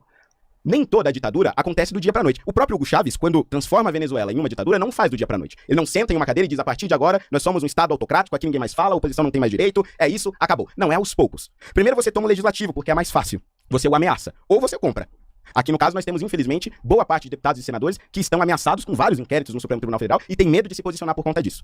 Lentamente, depois você toma o judiciário, porque você precisa ter validação nos supostos 3 poderes. E foi isso que o PT fez ao longo de mais de uma década, nomeando e nomeando diversos ministros do Supremo que tinham compromisso com o partido e não com a Constituição. Um dos casos mais clássicos e nefastos é o do ministro Dias Toffoli, que foi advogado do PT e se transformou em ministro do Supremo Tribunal Federal. Lewandowski se transformou em ministro do Supremo e hoje é ministro da Justiça porque a esposa dele era amiga da ex-esposa do Lula. Então, assim, nós temos um nível de submissão do legislativo e um nível de tomada do judiciário que se assemelha, assim, a outras ditaduras que avançaram pelo mundo. E agora, essa ditadura que nós estamos vivendo, ela tem um rosto, que é o de Alexandre de Moraes, que está a serviço de Luiz Inácio Lula da Silva. E aqui dentro não existe mais mecanismos para se lutar contra essa ditadura. E a prova de que nós estamos é que o STF aprovou uma regulamentação das redes sociais. Esta regulamentação faz com que as empresas donas dessas redes sociais tenham que previamente punir e censurar as pessoas para que elas não tenham que pagar multas milionárias. O acordo não foi publicado, mas os efeitos políticos estão aí. Você foi vítima desses efeitos políticos. E se nós não estamos numa ditadura, vamos comparar então o caso de Daniel Silveira. Daniel Silveira disse que ministros do Supremo tinham que apanhar isso e aquilo, e por conta disso ele está preso até hoje. Vamos ver o que o Jones acha dos ministros do STF? Ele disse o seguinte: quando as florestas fundamentais da gente estimular o ódio de classes, tem que acordar todo dia querendo esfolar o patrão. Tem que acordar todo dia querendo pegar pelo cabelo de cada um daqueles ministros do STF e puxar pelo fundo. Pegar pelo cabelo todos aqueles ministros do STF e cada um na Câmara dos Deputados ou presente no Congresso. Tem que odiar, tem que xingar, tem que ter raiva, tem que cuspir. Tem que odiar a burguesia brasileira e todos os seus representantes. Se nós não temos uma ditadura, por que é que Daniel Silveira está preso e o Jones está aqui? Aliás, já que estamos em uma democracia plena, com liberdade plena, repita agora para todos nós esta bela frase sobre os ministros do Supremo, a Câmara dos Deputados e o Senado. É quantos minutos mesmo pra responder? 2. Que 2 coisa minutos. boa. Essa é uma delícia. Solta, Robertinho. Gente, vamos lá. A gente vive na ditadura do mesmo jeito que Pierre Bourdieu é marxista. É isso, veja. Esses bolsonaristas, eles são incríveis, né? E o Holiday é pior ainda, né? Porque o Holiday era um cara que odiava o Bolsonaro, falava mal do Bolsonaro, depois virou bolsonarista pra ver se consegue mais votos e tal. Veja, os caras falam que estão na ditadura, aí estão dando entrevista, estão fazendo campanha de Pix, estão com mandato, estão conspirando contra o país, estão atacando o Brasil em parceria com uma potência estrangeira, estão falando à vontade, estão causando algazarra, foram candidatos a rodo na última eleição. Então é curioso, né? Vocês não defendem, não gostam do Brilhante Ustra? Ditadura é o que aconteceu no Brasil a partir de 64. As pessoas sendo torturadas, as pessoas sendo mortas, desaparecidas. Aquele canalha que vocês admiram praticando violência sexual contra mulheres, torturando mulheres, colocando ratos na vagina de mulheres e por aí vai. Aquilo é ditadura. Então, é um mimimi gigantesco, né, Rodrigão? É muito mimimi. Porque, estamos na ditadura, tu tá aqui falando, vai falar depois, vai dar outra entrevista, e não acontece nada. Isso por um lado. Por outro, repare, mais importante, ele não falou do Pix. Ele não defendeu o Pix brasileiro da intervenção de uma potência estrangeira. As grandes empresas dos Estados Unidos, as Big Techs, mais as grandes empresas de capital financeiro, as operadoras de cartão, Visa, Mastercard e por aí vai, elas estão incomodadas porque perderam espaço no mercado brasileiro para o Pix, querem atacar o Pix brasileiro e querem que você, trabalhador, trabalhadora, você que é Uber, você que é motoboy, você que é comerciante, você que tem sua lojinha, você que é profissional liberal, que usa o Pix, que não paga a taxa de cartão quando faz um Pix ou recebe o Pix, o governo Trump e os bolsonaristas querem sabotar o Pix. Perguntei diretamente ao Fernando Holiday, ele falou de tudo, menos do Pix. Só pergunta, olha. 3 minutos. Vocês viram que ele não teve coragem de falar, né? Não tem. E sabe por quê? Você tem medo, Jones? Porque você sabe que pode dar ruim. Essa sua autocensura aqui ao vivo é a maior prova da hipocrisia da esquerda. Porque vocês sabem que a liberdade não é plena. Vocês sabem que nós não estamos numa democracia. Mas o momento convém, né? Não são vocês os principais perseguidos. Essa sua frase é o que aqui? Alguns anos atrás? 2, 3 anos? Não vai repetir, né? Não vai repetir porque você tem medo. Você tem medo. O que você não tem é coragem de dizer o momento que nós estamos vivendo. Eu, sinceramente, eu tô com vergonha alheia da forma como você fugiu aqui. Mas, gente, é o resultado da ditadura. É isso. Mas vamos voltar pro tema. Eu quero voltar pro tema do racismo. Eu gosto deste tema. Um dos pontos fundamentais da questão das cotas raciais, e que todos os defensores, pelo menos boa parte, dizem, hoje alguns já dizem algo diferente, né? É de que o sistema de cotas ele precisa ser temporário. Ele é uma medida temporária. Então eu aplico ele aqui e vou alcançar um resultado. Que resultado é esse? A inclusão das pessoas negras nas universidades, nos concursos públicos, em locais de destaque. E aí, quando eu alcanço essa igualdade, o que eu faço? Eu revogo as cotas. Então essa história de que, tô querendo dividir o Brasil, isso e aquilo, é mentira, porque as cotas vão ser revogadas. Bom, pois bem, nós temos 193 países reconhecidos pela ONU. A experiência com cotas raciais, ela começa meados de 1950. Eu acho que a experiência mais antiga deve ser a da Índia, que tem ali algumas ações afirmativas, principalmente para os chamados intocáveis naquele regime de castas. Destes 193 países, Jones, de todos aí que possam ter implementado um sistema de cotas raciais, de ação afirmativa, para compensar essas desigualdades, me cita aí pode ser um só. Um país que tenha aplicado o sistema de cotas, tenha sido bem sucedido e, portanto, a revogou. E aí, depois que você citar esse país, Me explica como que a história e a experiência dele se relaciona com o Brasil, né? Afinal de contas, é importante a gente fazer essa relação das experiências internacionais com aquilo que nós estamos aplicando no nosso país. 5 minutos. 5 minutos, Sua né? resposta. Perfeito. Gente, vamos lá. Eu quero, por favor, que de hoje até final do ano, toda vez que o Holiday postar alguma coisa nas redes sociais, todo mundo vai lá e pergunta, e o Pix? Vocês viram que ele não respondeu. Ele fugiu do assunto, ele tremeu na base, ele quis sair do assunto da ofensiva imperialista dos Estados Unidos contra o Brasil. Eu quero que você, trabalhadora, a gente tem quantas pessoas ao vivo? 60 mil pessoas Pronto. ao vivo. Eu quero que as 60 mil pessoas que estão ouvindo a gente agora e que vão ver esse debate depois, prestem atenção. Eu perguntei 2 vezes, Fernando Holiday, qual é sua posição sobre a intervenção imperialista do governo Trump no Brasil, em que as Big Techs, em parceria com as empresas de capital financeiro, operadoras de cartão, estão incomodadas porque perderam espaço no mercado brasileiro para o Pix. Elas querem controlar os dados de transação financeira no Brasil e querem que você, trabalhador e trabalhadora do Brasil, toda vez que for fazer uma transação financeira, pague, por exemplo, aquela taxinha do cartão, sabe? Então, hoje em dia, é comum, no dia a dia de todo o povo trabalhador, prefere que pague no cartão ou no Pix. Não, é melhor pagar no Pix, porque no cartão tem a taxinha, né? Então, todo pequeno comerciante... Robertinho tem um restaurante, vocês têm uma loja de brinquedo, todo pequeno comerciante sabe. É melhor receber no Pix ou em dinheiro vivo, porque no cartão tem a taxinha. Então, isso é fundamental, inclusive, hoje na economia popular do nosso país. Tem uma potência imperialista atacando o Pix, que é uma tecnologia desenvolvida pelo Brasil, uma tecnologia, inclusive, que é exemplo mundial, que pode ser um instrumento para cooperação com outros países, compartilhamento de tecnologia, buscando parcerias comerciais que sejam vantajosas para o Brasil. Eu te pergunto 2 vezes, tu se nega a responder e tu quer voltar pro debate do bloco anterior para ver se fica menos feio. Por que você não consegue condenar a intervenção da potência imperialista contra o seu país? Veja, eu participei de um debate contra 20 conservadores e ficou muito claro que quem defende realmente a soberania nacional brasileira, quem é realmente defensor do nosso país contra as agressões imperialistas, somos nós, comunistas. Por quê? A direita, a extrema-direita, os setores da burguesia interna, eles não defendem o Brasil. Eles não defendem a soberania nacional brasileira. Eles odeiam e têm nojo do povo trabalhador brasileiro. Eles tratam o Brasil como uma mera área de exploração. A maioria deles, inclusive, nem vive no Brasil. Figuras como Jorge Paulo Lemann nem no Brasil moram. Aqui é só plataforma para sugar riqueza e moram na Europa, moram em Miami, não se importam com o Brasil. Neste momento, a maior potência econômica e militar da Terra está atacando a soberania nacional brasileira. E aí, veja, olha a desculpa do Holiday. Ele quer que você, Dona Maria, que tá lá em Salvador e que vem da Acarajé, que você seja prejudicada porque é o frouxo, corrupto, genocida e canalha do Bolsonaro, Bolsonaro está sendo perseguido. Então vamos prejudicar a economia brasileira. Vamos prejudicar a trabalhadora lá em Salvador. Vamos prejudicar o trabalhador lá em Santa Catarina. Vamos prejudicar o comerciante lá em Manaus. Vamos prejudicar o trabalhador da Conda Boa Vista lá em Recife. Você percebe como esse povo odeia o Brasil? Você percebe como esse povo não se preocupa com o nosso povo? Não se preocupa com o bem-estar da população? O Brasil, Robertinho, também tem a segunda maior reserva de terras raras do Brasil. O que são terras raras? É um conjunto de 17 elementos químicos que são fundamentais na produção de smartphones, de fones de ouvido, de placas solares, de chips e por aí vai. Veja, hoje, a guerra tecnológica entre Estados Unidos e China está muito centrada justamente nessa fronteira tecnológica que depende das terras raras. O Brasil tem a segunda maior reserva do mundo de terras raras. Isso é uma riqueza muito importante, inclusive uma parte boa das terras raras está lá em Minas Gerais. Minas Gerais, Maranhão, Pará, Goiás e por aí vai indo. O Trump falou que quer as terras raras do Brasil.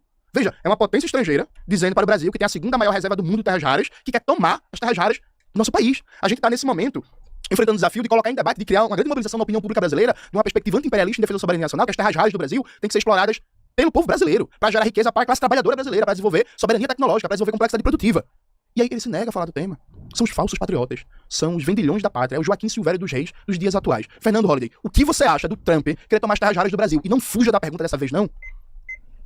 Peraí, cadê? Ih, deu ruim. Cadê o Matheus aqui pra consertar isso aí, que ele já começou a me... Atrapalhou o fluxo. Que aparei aqui. Vou pegar aqui o Mertinho. Aqui. Volta o cronômetro aqui. Esse aqui? Aí, agora deu. Vamos lá. 2 Valeu, minutos, Matheus. olha. Gente, de todos os debates que eu participei, isso aqui, que eu acabei de ver, e vocês também, é a coisa mais bizarra da vida, assim. Tipo assim, eu perguntei pra ele, foi uma pergunta muito simples, em um trecho do debate sobre racismo. Eu perguntei pra ele, dos 193 países reconhecidos pela ONU, quantos aplicaram as cotas raciais e deu certo, e acabou, conseguimos a igualdade. Ele teve 5 minutos. E ele foge, né? Ele foge, o tema já mudou, já tá falando de Pix, já tá falando de outra coisa. Ele tá voltando em racismo porque ele não tem que falar. Ele não tem que falar. Ele fica assim... sabe por que ele não tem que falar? Porque ele era a favor do governo Bolsonaro, depois ele ficou contra o governo Bolsonaro, agora ele tá tentando se reaproximar de novo. O Jones falou, por causa de voto, entendeu? Então é isso, ele não quer se contrapor ao que o governo, aliás, ao que o Bolsonaro, né, e a trupe dele fala sobre o Pix, sobre o que eles acham, né, da taxação do Trump. Pra responder. Falou do Pix, falou do Trump, falou dos trabalhadores, mas passou longe de responder. Mas assim, é bizarro. Eu já vi, a pessoa entra no tema e foge, porque não tem uma resposta, mas fica dentro do tema que está sendo discutido. Isso aqui foi bizarro. Eu me senti atendendo um paciente da psiquiátrica. Nunca vi um negócio desse. E sabe por que ele não respondeu? Porque não existe. Dos 193 países que aplicaram cotas raciais, nenhum conseguiu revogar. Porque simplesmente ela não atinge o seu sucesso final. Agora, quanto às sanções do Trump, já que você quer tanto entrar nesse tema, eu repito, como se resolve uma ditadura, Jones? Como se resolve uma ditadura de dentro? É óbvio que as pessoas sofrem porque não podem falar, as pessoas sofrem porque estão presas injustamente. Teve morador de rua preso por meses, sem ter feito nada, porque ele morava na rua. um pipoqueiro e um vendedor de sorvete, porque estavam vendendo pipoca e sorvete. Essas pessoas também sofreram. E sofreram porque estamos numa ditadura. E toda ditadura é terrível, Jones. E ela é tão terrível que você não teve coragem aqui de repetir o que você falou dos ministros do Supremo, porque você sabe que estamos numa ditadura e você não fala porque é covarde e hipócrita. 3 minutos, Jones. Uma pergunta, Jones. Vamos lá, gente. Presta atenção. Na réplica, eu vou dar os dados sobre o resultado da política de cotas no Brasil, mas eu não vou deixar ele fugir do tema, viu? É uma questão, pra mim, central, porque o tema do debate é Brasil e movimento negro. A gente teve um primeiro bloco sobre questão racial e a gente vai, no segundo bloco, agora falar sobre o Brasil. Veja, o Fernando, ele não respondeu sobre as terras raras, ele não respondeu sobre o PIX, e ele continua sustentando a ideia de que na ditadura as pessoas sofrem. Então, veja, na lógica deles, presta atenção, você trabalhador, na lógica deles, eles querem que a população sofra pra garantir o ganho de empresas dos Estados Unidos. Eu vou repetir pela terceira vez. As Big Techs, como o Google e o WhatsApp, estão incomodadas porque os pagamentos online não estão sendo feitos pelo WhatsApp Pay e pelo Google Play, mas sim pelo Pix. É uma questão não só de controle dessas transações, como de controle também de dados. E a Visa, a Mastercard e por aí vai, também perderam espaço hoje por causa do Pix, já que o Pix não tem taxa e no cartão de crédito tem taxa. Isso é um interesse direto das Big Techs. Isso é um interesse direto da Visa e da Mastercard. Eu vou perguntar pela terceira vez. Fernando Holliday, você defende o interesse das Big Techs? Você defende o ataque ao Pix? Você defende que o Pix seja sabotado para garantir o interesse de empresas dos Estados Unidos que estão articuladas com o governo Trump, com o imperialismo estadunidense? Vou perguntar pela segunda vez. Fernando Holliday, você defende a postura do governo Trump? E aí, veja, ou é burrice ou é safadeza. Ou é burrice ou é safadeza. O Brasil vive uma ditadura. Que ditadura? O governo Trump tá querendo tomar as terras raras do Brasil. Qual é a relação disso com o STF, Alexandre de Moraes? Tomar as terras raras do Brasil. O governo Trump ataca o Pix. Qual é a relação disso com o STF, Alexandre de Moraes? Com o Bolsonaro? O governo Trump mente dizendo que tem déficit comercial com o Brasil e ameaça um tarifaço de 50%. Que, inclusive, se fosse aplicado como na medida inicial, ia afetar diretamente mais de 150 mil empregos no Brasil. É isso mesmo? É tomar as terras raras do Brasil para defender os direitos humanos, né? Como é que é isso? Veja, o que o governo Trump fez foi colocar essa questão do Bolsonaro, essa questão de Alexandre de Moraes, para ter entreguistas, vendilhões da pátria, como esse sujeito aqui, defendendo entregar a soberania nacional brasileira, defendendo entregar as riquezas brasileiras, defendendo uma sabotagem à economia brasileira e dar uma base de legitimidade de massas. Mas o Trump não liga pro Bolsonaro. O Trump não tá preocupado com o Bolsonaro porque ninguém liga pra aquele covarde, pra aquele frouxo. Liga o ar-condicionado que tá um calor da desgraça. Vamos ligar. Holiday, 5 minutos, Mateus, sua resposta. Por favor. Tá quente mesmo, cara. Pronto aí? Porque o Holiday tá na tosse aí, né, Holiday? Eu tô contando, mas não dá Mas pra dizer que eu sou tá calor também, né? eu não liguei pra disso. Mas vamos lá, gente. ele falou dessa questão do Trump, ele tá insistindo que eu acho bom as sanções econômicas. Em nenhum momento eu falei que é bom. Em nenhum momento. A questão aqui, e aí a gente percebe, de uma ignorância, que assim, eu nem acredito que você falou um negócio aí. O que tem a ver as sanções econômicas com as decisões da série? Como assim? Sanções econômicas são uma medida clássica, diplomática, de contenção de ditaduras pelo mundo. Os embargos de Cuba foram uma tentativa dos Estados Unidos de conter a ditadura cubana. As sanções econômicas contra a Venezuela foram uma tentativa de conter Maduro. Agora, em relação à Rússia, sanções econômicas estão sendo feitas contra a Rússia para que tente-se acabar com a guerra na Ucrânia. É óbvio que essas coisas se misturam. E se misturam por uma razão muito simples, porque a economia é também uma forma de relação internacional. Agora, você diz o seguinte, o Trump não liga pro Bolsonaro. A questão não é o Bolsonaro. Por que o Trump prejudicaria o próprio país se ele não acha que isso trouxesse algum resultado efetivo para restabelecer a democracia de um aliado? Os Estados Unidos precisam do café, senão os prejudicados serão os americanos, eleitores dele. Os Estados Unidos precisam do suco de laranja, precisam de uma manga, querem comprar essas frutas baratas nos seus mercados. É óbvio que ele não ia prejudicar os seus americanos se não achasse que um aliado importante está com a sua democracia em risco. Não é bom para os americanos, não é bom para o Brasil. Mas o que é pior ainda? O que é pior é ter uma manicure presa por andar em Brasília. O que é pior é ter uma mulher condenada a 17 anos de cadeia por escrever em uma estátua com batom perdeu mané. Enquanto vocês, por anos, nas ruas pelo Brasil, picharam paredes, invadiram prédios públicos, quebraram vidraças de banco, de prédios públicos e de prédios privados, os Black Blocs foram um horror em 2013. Tomaram conta do Brasil inteiro. Quantos foram condenados a 1 dia de cadeia? Vocês mataram um repórter da Band. Você lembra disso? Você lembra quando o Black Bloc soltou a desgraça de um rojão num repórter, pai de família que morreu por conta dessa irresponsabilidade? Quantos líderes dos Black Blocs estão presos por 17 anos? Nenhum. E uma mulher com batom escrevendo numa estátua, afastada dos 4 filhos, sem poder ir pra casa, porque escreveu numa estátua com batom? Jones Manuel, eu vou ler outra frase aqui. Porque todos dizem, não, os bolsonaristas falam absurdos. Os bolsonaristas têm que ser punidos porque são radicais, têm que ir pra cadeia por isso. Olha o que esse cara fala. Assim como eu, por exemplo, sou contra, a princípio, a pena de morte enquanto valor humanista. Agora, no momento de um processo revolucionário, em seus momentos mais agudos, eu defenderia tranquilamente instituir a pena de morte para crimes contra-revolucionários e pessoas financiadas por organizações estrangeiras para derrubar os nossos. Tranquilamente. E aqui, uma mesma posição profundamente humanista. Fidel sempre foi contra a pena de morte, mas ao mesmo tempo, nos processos mais difíceis de consolidação da revolução, foi sim usado a pena capital, em algumas situações contra-revolucionárias. O vídeo dele defendendo morte das pessoas está no ar há anos. Não houve um ministro do STF que tirasse uma ordem de Alexandre de Moraes, uma investigação sequer da Polícia Federal. Ele tá aqui, livre, falando. Mas não tem ditadura. Não tem perseguição contra a direita. Foda-se esse resto do tempo. Nervoso. Vamos lá. O Jones, 2 minutos pra pessoa. Perfeito. Ô, gente, eu tenho dificuldades de entender quando a pessoa começa a perder nos argumentos e ela começa a gritar, ela começa a tremer, o lábio dela começa a... parece que vai estar tendo um problema vascular. Fernando, se acalme, viu? Respire, você tá perdendo o debate, tá feio pra você, mas você gritar, você ficar histriônico, não vai ajudar em nada. Veja, ele pra justificar o ataque dos Estados Unidos ao Brasil, ele falou em sanções econômicas. O Trump colocar que quer tomar as terras raras do Brasil, isso nem se enquadra na categoria de sanção econômica. Veja, tu tentou dar uma lacradinha e foi um absurdo. O ataque ao Pix não se enquadra, inclusive, também na categoria de sanção econômica. Só as tarifas de 50% que se enquadram numa política de sanção. Mas um governo de outro país dizer assim, eu quero tomar as terras raras do seu país, nem se enquadra juridicamente na categoria de sanção. Então a explicação que tu deu nem cabe. Assim, foi um pouco patético. Dito isto, vamos falar aqui sobre essa da política de cotas no Brasil. Deixa eu abrir aqui para citar os dados certinho. Veja, vamos lá.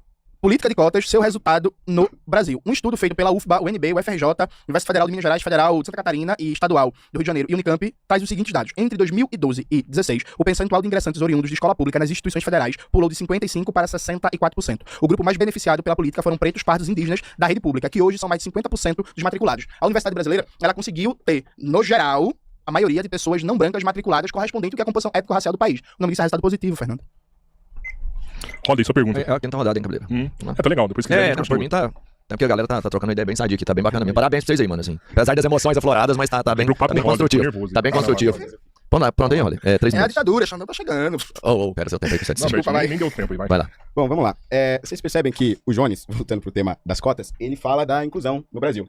Mas ele não conseguiu citar um país do 193 que revogou as cotas por sucesso, porque afinal de contas é uma política temporária. Tá nas origens. Inclusive, no julgamento do STF, que considerou as cotas raciais legais no Brasil, esse foi um dos principais argumentos. Olha, nós estamos instituindo as cotas porque é preciso incluir a população negra. Um dia isso chegará e nós vamos acabar com as cotas. E isso se repetiu em todos os lugares do mundo. Vocês terem ideia? Na Índia, o mesmo discurso aconteceu ainda na década de 50. No Sri Lanka aconteceu, na Malásia aconteceu, na Nigéria aconteceu. Inclusive, o Thomas Sowell traz um exemplo muito interessante ali dos Yorubás na Nigéria, que instituíram um sistema de cotas, isso por volta da década de 70, para tentar diminuir as tensões. As tensões aumentaram tanto com o nível das cotas raciais que eles desembocaram em uma guerra civil em 1999, só foi acabar em 2002. Então, o ponto é o seguinte, em nenhum país do mundo se revogou as cotas raciais, porque o objetivo central dela é dividir a população e, mais do que isso, ignorar o problema real, que é a educação das pessoas. Quando eu vou para um vestibular, o meu avaliador não vai olhar uma foto minha. Ele não vai saber se eu sou negro, se eu sou branco, se eu sou pardo. Não vai saber nem meu histórico. Ele vai analisar única e exclusivamente o que eu respondi na prova. Eu respondi A, respondi B, quantas eu acertei, quantas eu errei. O resultado disso, desta prova, está diretamente relacionado à qualidade de ensino que eu tive. E aí, evidentemente, que esse debate das cotas nos leva a discutir a educação. E é sobre isso que eu quero perguntar. Porque nos dados mais recentes, que eu encontrei, pelo menos de 2023, a OCDE divulgou que o Brasil gasta, em média, no ensino básico, cerca de $3.583 por aluno ao ano. A média da OCDE são $10.949 por aluno ao ano. Quando a gente vai para o ensino superior, o Brasil gasta $14.775, $14.775 por aluno ao ano. A média da OCDE é $14.839, ou seja, está bem próximo. Então, há uma defasagem aqui. Nós estamos investindo proporcionalmente muito mais no ensino superior do que no ensino básico. E o ensino básico é que impede as pessoas pobres, sejam elas negras ou brancas, de entrarem na universidade. Jones, você é a favor de cobrar na universidade pública de quem pode pagar? 5 minutos, Jones. Perfeito. Gente, vamos lá. Voltando para a guerra contra o Brasil. Eu vou reforçar com vocês. Ele está justificando uma potência estrangeira atacar o Brasil, prejudicar o nosso povo trabalhador, se apropriar das riquezas brasileiras. Eu costumo trabalhar um exemplo bem didático, que é, vamos imaginar, se fosse nos Estados Unidos, deputados dos Estados Unidos se articulam com o Partido Comunista Chinês e com o governo Xi Jinping para atacar os Estados Unidos. O que aconteceria com esses deputados nos Estados Unidos? Eles seriam presos, perderiam o mandato e seriam condenados à pena de morte. Se fosse na China, deputados da Assembleia Nacional do Povo da China se articulassem com o governo dos Estados Unidos, com a CIA, para atacar o Estado chinês e fazer uma mudança de regime. O que aconteceria com eles? Eles seriam presos, perderiam o mandato e seriam fuzilados.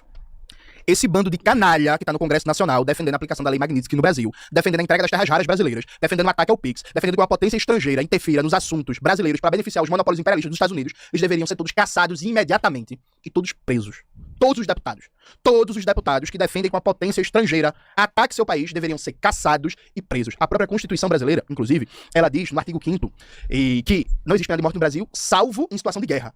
O próprio constitucionalismo moderno, desde da República de Weimar em diante, entende que, em momentos que uma potência estrangeira ataca o país, você estabelece marcos jurídicos diferentes para defender a nação. A gente está nesse momento sobre ataque de uma potência estrangeira. E você é incapaz de dizer assim, eu defendo a soberania nacional do meu país, eu sou contra entregar as terras raras brasileiras para as empresas dos Estados Unidos e eu defendo o PIX. Você é incapaz de falar isso.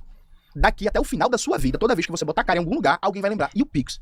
Que você simplesmente não consegue responder. Isso por um lado. Por outro lado, veja, nós, do PCBR, a gente atua no movimento estudantil a partir da UJC, a União da Juventude Comunista. A gente é a favor da lei de cotas. Só que a lei de cotas, ela reduz a desigualdade socio-racial dentro de uma estrutura que ela tem vários problemas. A universidade brasileira é uma universidade para poucos. É uma universidade restrita. O vestibular, ele não seleciona quem entra na universidade, Rodrigão. O vestibular, ele seleciona quem vai ficar de fora da universidade. Tanto é assim que existem vagas ociosas, Robertinho. Você tem mais vagas disponíveis do que estudantes na universidade. Então, o vestibular, ele não seleciona quem entra. O vestibular, ele seleciona a exclusão de estudantes da universidade. Aliado a isso, Não adianta você criar uma política de cotas, o que faz com que aumente o número de alunos de baixa renda na universidade e você não acompanhar com a correspondente política de assistência estudantil, né, que garanta que o estudante consiga permanecer na universidade. Hoje, a maioria dos estudantes que entram na universidade pública, nas mais de 60 universidades públicas brasileiras, federais, infelizmente não concluem o curso. Não concluem o curso por quê? Porque não tem condições econômicas de se manter na universidade só estudando. Então nós defendemos o fim do vestibular, a universalização da universidade pública para todo mundo que quiser fazer, uma política de assistência e permanência estudantil que garanta que o estudante consiga se manter na universidade, uma universidade que tenha moradia, restaurante universitário chamado de bandejão em alguns lugares, que tem espaço de lazer, que tem acompanhamento psicológico, que fortaleça o ensino, a pesquisa e a extensão e que esteja conectada, Fernando, às necessidades de desenvolvimento tecnológico do nosso país.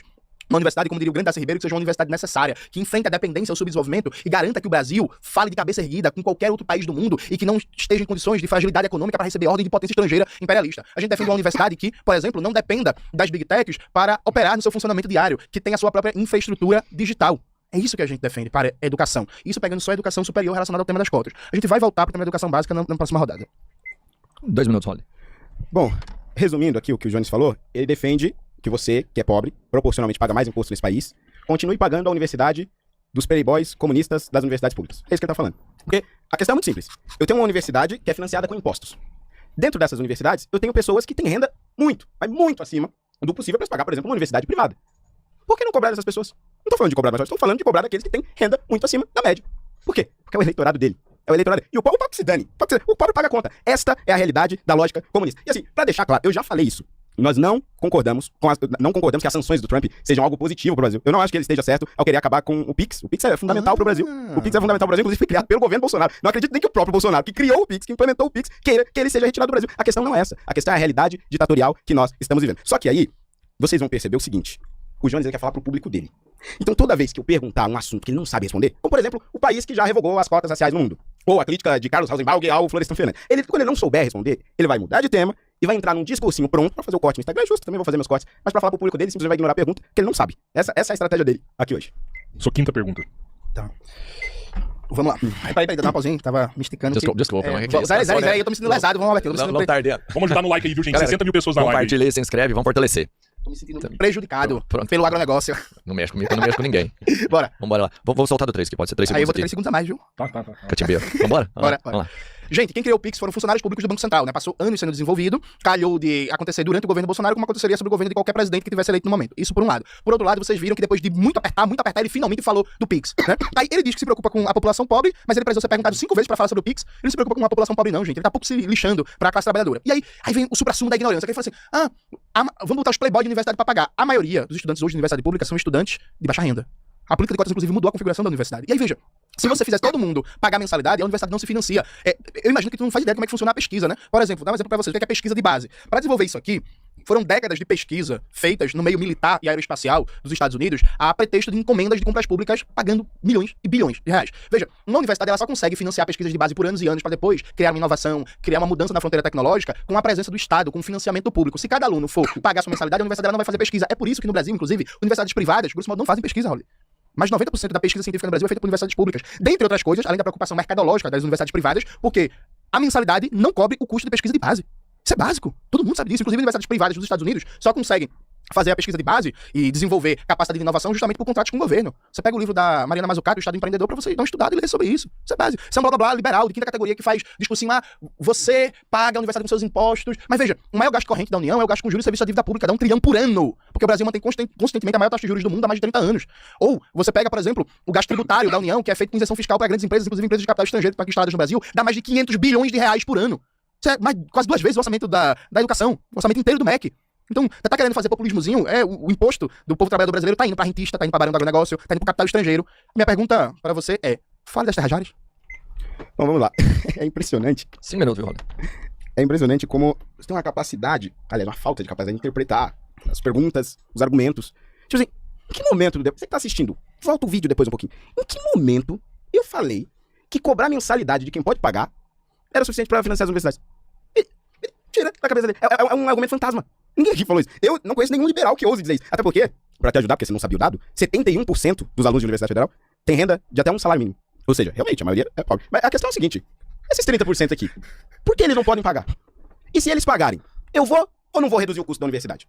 A questão é essa. Não, mas é muito pouco, perto do que o custo de uma universidade. Sim, mas não é melhor que eu reduza o custo, cobrando de quem pode pagar? E essa pequena diferença, essa pequena margem que seja, eu não poderia destinar para mais desenvolvimento em ciência e tecnologia?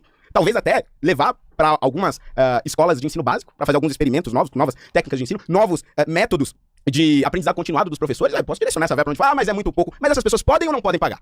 Por que não cobrar delas? A questão é administrar o dinheiro. As universidades públicas brasileiras quase não fazem parceria público-privada. O que é um exemplo, inclusive, nas maiores universidades do mundo, nas maiores e melhores universidades do mundo. É claro que o Estado precisa participar do ensino. E aqui tá negando isso tanto no ensino básico quanto no ensino superior. Como, aliás, faz inclusive nos Estados Unidos, onde as melhores universidades são privadas e contam com boa parte de investimento federal. Tanto Harvard quanto Princeton. Mas a questão é, elas buscam também um investimento privado. E elas buscam o máximo possível reduzir o seu custo.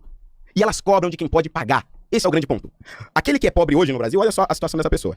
Ela, independente de cor de pele, ela nasce na periferia, ela nasce na região nordeste do Brasil, aí ela é obrigada a usar tudo que é público, com péssima qualidade. A saúde pública de péssima qualidade, o ensino público de péssima qualidade, a segurança pública falha. Aí ela entrou nessa escola e ela vai ter um ensino que não vai levar ela muito longe. Se ela ficar só naquilo ali, ela não vai muito longe. Paralelamente a isso, ela está pagando proporcionalmente mais impostos do que os mais ricos. Isso, você concorda? Aliás, a gente tem que concordar, é um fato. Ela estuda na escola pública e está pagando a faculdade de quem estudou a vida inteira nas melhores escolas do país. Ela está pagando a universidade dos que ganham os maiores salários no Brasil. E aí o comunista, o defensor dos mais pobres, o defensor dos oprimidos, não consegue dizer uma simples frase, Jones. Uma simples frase. Eu acho que pessoas ricas que estudam em universidades públicas devem pagar por ela. É simples. Eu nem consigo imaginar o constrangimento da militância dele assistindo esse debate. Porque não é possível que alguém que passe a carreira política inteira falando de defesa dos mais pobres não consiga construir uma simples frase e fuja do assunto constantemente. É disso que nós estamos falando. Agora, quanto às terras raras, eu vou te dizer uma coisa. O Bolsonaro, ao longo do mandato dele, ao longo da campanha dele, foi o que mais defendeu as terras raras e a posse do Brasil sobre o nióbio, sobre o grafeno, porque considerava extremamente estratégico. Inclusive foi criticado por diversos liberais por conta disso. Eu não sei por que você acha que esse é um problema para a direita. É quanto? 2 minutos? 2 minutos, Jones. Gente, isso foi uma das coisas mais patéticas que eu já vi na minha vida. Reparem, o Brasil, bilionário não paga imposto sobre lucros e dividendos. A gente é basicamente o único país do mundo da OCDE em que bilionário não paga imposto sobre lucros e dividendos. A alíquota do imposto sobre heranças do Brasil é uma das mais baixas do mundo. O ITR, o Imposto Territorial Rural do Brasil, é um dos mais baixos do mundo. O agronegócio praticamente não paga imposto. O ITR do Brasil todinho arrecada menos que o IPTU de Pinheiros aqui em São Paulo. Então rico não paga imposto sobre lucros e dividendos, rico não paga basicamente ITR, rico tem um imposto sobre heranças ridículo, os impostos sobre operações financeiras são ridículos e o Fernando Holliday tá preocupado com gente de classe média que tá na universidade pública. Ele quer que você que tem um Corolla, você que estuda arquitetura, você que tá lá na Poli da USP e tal, ele quer que você pague mensalidade, porque a prioridade pra ele não é fazer com que o Jorge Paulo Lema pague imposto, não é fazer com que o Rubens Ometo pague imposto, não é fazer com que a família Marinho pague imposto, é fazer com que você, de classe média, que tá na USP, na UNB, na UFPE, pague imposto. Dá quanto, Holliday? Dá bilhão? Vai arrecadar quanto? É patético, é ridículo. Ele fala assim, não, mas o Bolsonaro foi a pessoa que mais falou sobre o nióbio e o grafeno. Foi na eleição de 2018, falou, não explicou nada, porque não tem ideia, não tem projeto, é um mero bandidinho, um canalha, genocida, e no governo dele não tomou nenhuma medida. E nesse momento, a família Bolsonaro está dando cobertura ao governo Trump, que quer tomar as terras raras do Brasil. E aí, Holliday? Condena a ação do governo Trump? Diz que as terras raras do Brasil tem que ficar sob controle do povo trabalhador brasileiro. Eu lancei um vídeo hoje no meu canal, inclusive fazendo uma crítica ao governo Lula, que não faz a política adequada de controle nacional das terras raras, mas que só tá subindo aí para minhas redes. Veja, isso é preocupação de fato com a soberania nacional e com as riquezas do Brasil. Mas o entreguista aqui é incapaz de falar do tema.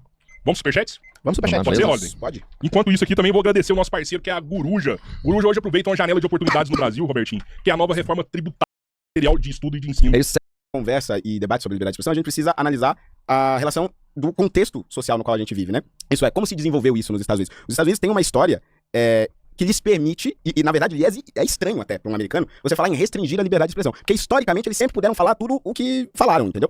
Vamos dar um exemplo. Vamos dar um exemplo. Eu tô falando de legislação. Eu vou dar um exemplo aqui. No período de Jim Crow nos Estados Unidos, você teve governadores do sul dos Estados Unidos falando abertamente que negros não podiam entrar nos mesmos restaurantes que brancos, que não deviam frequentar as mesmas escolas. Isso no Brasil, no pós-abolição, por mais que você tivesse figuras racistas que expressassem o seu racismo, não chegou a ser popularizado no Brasil. Quer dizer, não havia pessoas que faziam campanhas nacionais contra pessoas negras no Brasil. Isso nunca aconteceu aqui. Agora, nos Estados Unidos aconteceu por conta dessa história. No Brasil, pelo contrário. Só um momento, desculpa. Diga. Eu quero entender metodologia. Eu quero entender metodologia aqui de como é que vai ser essa resposta no superchat. Porque não tá contando tempo. Não tem tempo. Então não tá contando tempo. Porque assim. Tá liberado. Porque, Não, a gente pode te interromper. Não, eu não gosto de trabalhar com interromper, inclusive, porque você grita Então eu muito. espero terminar. É porque você acabou de dizer algo que tá ao exato contrário do que tá dito no teu livro. Aí eu fiquei, não, você acabou de dizer que no Brasil não teve uma campanha nacional contra pessoas negras e tal, mas tu diz o exato contrário no teu livro. Onde? Realmente não lê essa merda. Onde? Mostra. Não, mostra aí. Abre o livro. Peraí. Você pega o livro aí. Abre o livro e racismo científico. Abre o livro e leia. Qual a página? Leia. Não, eu vou esperar. Eu vou esperar agora. Não. Agora você vai mostrar. Leia.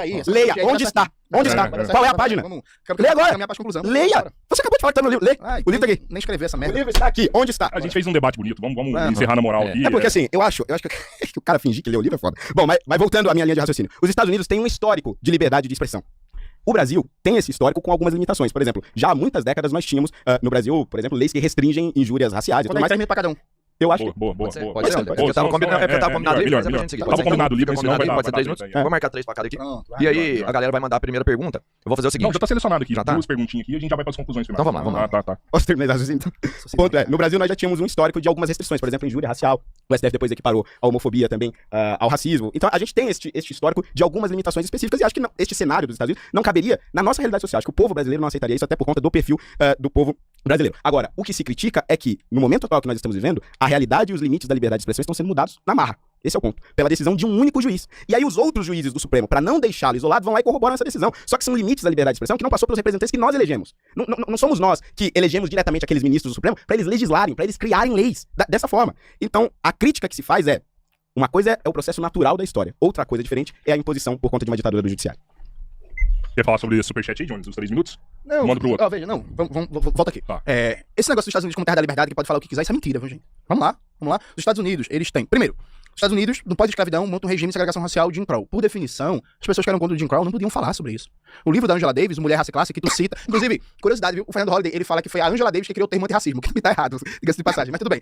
O livro da Angela Davis, por exemplo, ela cita vários casos de pessoas brancas que sofreram violência, foram assassinados, mulheres sofreram violência sexual e tal, porque eram contra o regime de Jim Crow. O Ho Chi Minh, líder da Revolução Vietnamita, da independência do país, também tem vários escritos dele comparando a situação colonial do Vietnã com a situação da população negra no sul dos Estados Unidos. E aí, o regime de Jim Crow, por definição, é um regime de negação da liberdade de expressão, gente. Você não podia defender. Tinha até um termo que é nigga lovers, que era assim, amante dos negros. Todo mundo que era contra a segregação racial podia sofrer violência, por exemplo, da Ku Klux Klan, sofrer violência ou privada ou diretamente do Estado. O regime de segregação racial de Jim Crow durou mais de 50 anos. Inspirou o regime nazista na Alemanha. Veja, o regime nazista teve como principal inspiração de uma política de segregação racial o regime de Jim Crow dos Estados Unidos. Isso está num livro que eu ajudei a organizar, Colonialismo e Luta Anticolonial, do Domênico Lossurdo, publicado pela Boitempo. E aí, em seguida, aliás, no processo de luta contra o regime de Jim Crow, você tem no contexto da Guerra Fria a política marxista, que milhares de intelectuais, de líderes religiosos, líderes sindicais, líderes políticos foram presos, foram torturados, foram assassinados nos Estados Unidos. Boa parte das lideranças políticas dos Estados Unidos no século XX foi assassinado. Peraí, gente. Malcolm X foi assassinado. Luther King foi assassinado. Roy Newton foi assassinado. Fred Hampton foi assassinado. Kennedy foi assassinado. Bob Kennedy foi assassinado.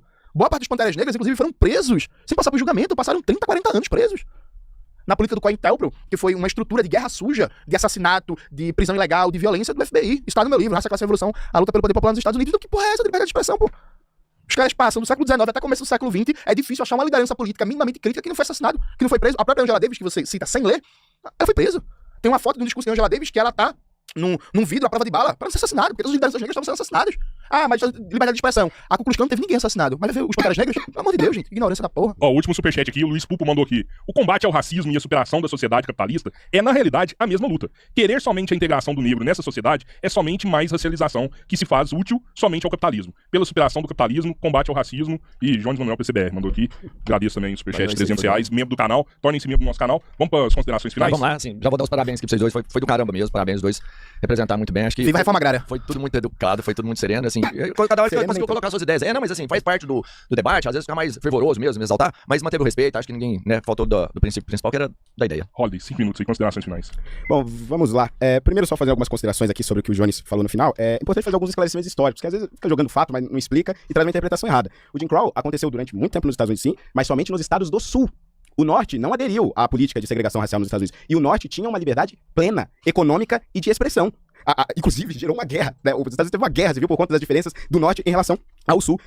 Em relação aos Panteras Negras, vamos lembrar o seguinte: nós estamos falando aqui de liberdade de expressão, de falar. Os Panteras Negras eram um grupo armado. Eles queriam matar, e matar branco. O negócio é o seguinte: se é branco, morra, porque nós queremos a supremacia negra. Talvez deixe alguns brancos vivos aí pra gente escravizar depois. Mas a ideologia central dos Black Panthers era a supremacia negra. Acho importante falar isso, porque senão a gente fica nessa loucura. Assassinou. Mas qual era a lei? Qual a lei que restringia a liberdade de expressão? Lei nacional. Decisão de Suprema Corte nenhuma. É desse histórico político-social ao qual eu me referi. Bom, esclarecendo esses pontos, eu gostaria aqui de fazer mais uma vez a propaganda do meu livro, que o Jones ajudou bastante ao longo desse debate todo. Senzala Ideológica está nas principais livrarias do Brasil. Você pode adquirir também pela Amazon. Lá você vai ter acesso a um conteúdo que faz sim uma releitura da história do Brasil, mas faz também uma crítica, especialmente, a um comportamento que eu acho muito prejudicial da esquerda, que é a ideia de que negros que não têm os mesmos posicionamentos que eles podem sofrer todos os tipos de consequência. Eu, por exemplo, fui chamado de Capitãozinho do Mato pelo Ciro Gomes, lá nas eleições de 2018, e a justiça considerou que era uma ofensa racista. Nenhum membro do movimento negro me defendeu naquela época. Diversas pessoas, todos os dias, dizem que eu sou escravo de branco, que eu sou lambe-botas de branco, que eu gosto de ser humilhado pelos brancos. E sabe por quê? Porque eu não concordo com o que ele fala, não concordo com o que o Lula, o Ciro Gomes e diversas outras figuras de esquerda falam. Eu cheguei às minhas conclusões políticas pelas minhas próprias pernas e por isso eu sou tratado como um traidor. E não somente eu, diversos outros. Hélio Negão, que é deputado pelo PL do Rio de Janeiro, sofreu diversos ataques de racismo na Câmara diversas vezes. Rafael Setier, que é vereador pelo Rio de Janeiro, vários ataques. Sonaira Fernandes, vereadora negra de São Paulo, diversos ataques, dizendo que ela gosta de se submeter aos brancos simplesmente porque é uma negra que não concorda com a esquerda. É a isso que se refere a senzala ideológica. Porque a senzala ideológica, nos séculos da escravidão, ela era um espaço físico, onde os negros eram, de certa forma, amontoados, armazenados, que eram vistos como propriedade. A senzala ideológica que vem no século XXI, ela é uma senzala de ideias. Não ouse discordar, porque senão nós vamos te colocar no seu lugar. Não ouse declarar voto no Bolsonaro, senão nós seremos racistas com você e você vai ter que aguentar humilhação pública. Porque racismo contra o traidor negro pode. Isso é a intolerância política das mais covardes possível. Mas isso não começou do dia pra noite. É um processo histórico. É a esse processo histórico que eu me refiro nesse livro. Dito isso, foi um prazer enorme, Roberto, Rodrigo, Jones. Me exaltei sim algumas vezes, porque tem assuntos realmente que me deixam indignados, e esse sou eu. Esse sou eu mesmo, assim, me apresento à luz do dia, com os meus erros, com os meus acertos. E estas são as minhas ideias, ou pelo menos uma fração delas, porque, óbvio, num debate não tem como a gente expor tudo. Eu espero que com esse debate eu tenha contribuído de alguma forma para que nós tenhamos mais debates nesse Brasil, onde as pessoas possam falar e ser escutadas, independentemente das suas ideias. Eu gosto muito daquela frase que é atribuída a Voltaire, mas que aparentemente não foi dita por ele.